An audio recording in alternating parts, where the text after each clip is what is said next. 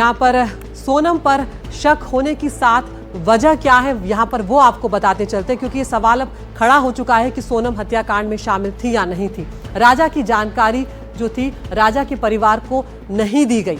ये सबसे बड़ा सवाल उठ रहा है कि सोनम अगर जिंदा थी तो उन्होंने क्यों नहीं किसी से फोन लेकर ये जानकारी इतने दिनों तक उनके परिवार वालों की दी। राजा की जान चली गई और वो पूरी तरह से सुरक्षित रही, उसकी क्या वजह रही, आखिर ऐसा क्या हुआ कि सोनम को कुछ भी नहीं हुआ।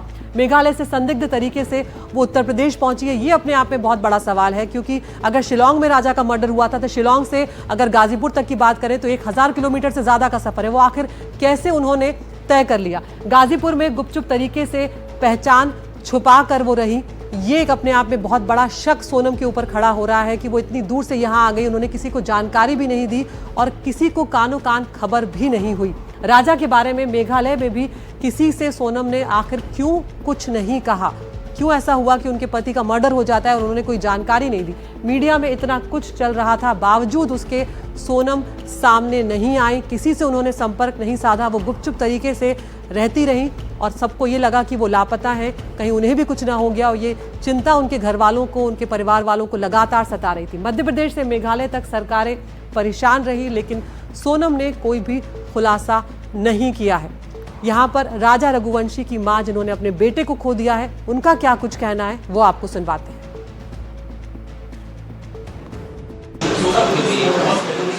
घर पे कोई बात नहीं हुई थी। राजा ने डायरेक्ट बोला, उसने पूछा कि मम्मी घूमने जाने का, तो राजा ने बोला मैं अभी घूमने नहीं जा सकता हूँ, अभी शादी करी ना घूमने। खतरे का आभास हो जाता है। मेरे इसके को पहले हो गया आपने था ये भी खतरे कहा था कि अगर इसमें अपराध जिन लोगों ने किया उनको फांसी की सजा होना चाहिए। सोनम ने ऐसा हरकत की तो सोनम को क्या सजा मिलना चाहिए? सोनम ने की तो सोनम को भी मिलेगी वो तो सजा। अच्छा, सोनम का व्यवहार कैसा था शादी होने के बाद जो घर पे? व्यवहार तो उसका बहुत अच्छा था। व्यवहार तो ऐसा पता ही नहीं चला ना कि सोनम कुछ कर सकती है। अभी भी यकीन नहीं हो रहा कि सोनम ने करके कैसे क्या हुआ।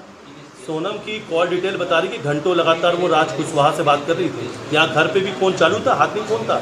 नहीं, मेरा फोन चालू था ना, स्विच ऑफ बता रहे। सोनम लगातार फोन पे बात कर रही थी। नहीं तो वो उनके यहाँ मालूम होगा कि उन लोगों ने कितनी बार बात करी, राज पुछताछ करी नहीं करी। मैं वो उसको पहचानती नहीं ना कौन था।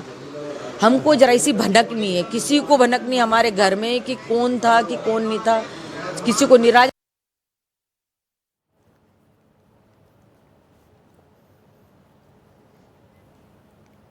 तो राजा रघुवंशी की मां को आप यहाँ पर सुन रहे हैं, वो कह रही हैं कि सोनम के व्यवहार से ऐसा कभी नहीं लगा कि सोनम ऐसा कुछ भी कर सकती हैं।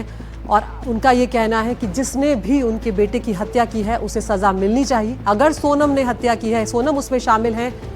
और क्या कुछ कह रही है सुनवाते हैं। तो बोले हाँ मम्मी मेरी सांस फूल रही है, तो मैं इनकी कुछ खा लो तुम। तो उन्होंने बोला था कि कॉफ़ी पी थी तो वो काफ़ी इतनी गंदी थी तो मैंने वो काफ़ी फेंक दी। राजा ने कहा? राजा ने नहीं कहा, राजा ने नहीं फेंकी कॉफ़ी, सोनम ने फेंकी थी। नाम को जब सामने आ रहा है, सोनम पर ही ये संगीन आरोप लगे हैं, सोनम पे ही पूरी आरोप लग चुके हैं। क्या कहेंगी सोनम को लेकर? क्या सोनम पे आरोप लगे हैं। मैं चाहती जो 3 लड़के पकड़ा है, पहले तो उनसे कड़ी से पूछताछ होए, फिर इसके बाद सोनम से भी पूछताछ होए, उसके बाद ही सोनम का नाम उसके बाद में अपन सोनम का नाम ले सकते हैं। अच्छा, अभी अपन कैसा ले सकते हैं उसका नाम? अपन ने, मैंने उसको दिल से मानी, मेरे बेटे ने दिल से माना। साफ कर दिया है कि सोनम ही किराए पे लेकर के गई थी भाड़े पे और उसी ने मर्डर करवाया। हो सकता है सोनम ने जब उसको चेन पहनने का क्यों बोला? कौन पत्नी बोलती कि तुम चेन लेके आओ घर से? कोई पत्नी बोलती क्या? अच्छा, जाने का टिकट सोनम ने करवाया था और आने का टिकट नहीं करवाया। जाने का टिकट सोनम ने करवाया था।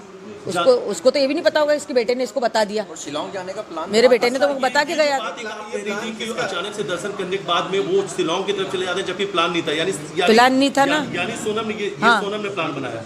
ये सोनम ने बनाया होगा। आगे उसकी जगह देखी हुई भी होगी, अपन को ये भी नॉलेज नहीं। हमारे घर से कोई भी नहीं गया, ना परिवार से गया। मेरे बेटे को उधर का नॉलेज नहीं था। वो इधर जाता, उत्तराखंड तरफ जाता है, भगवान के दर्शन करने जाता था। कई बार जा चुके उस एरिया में।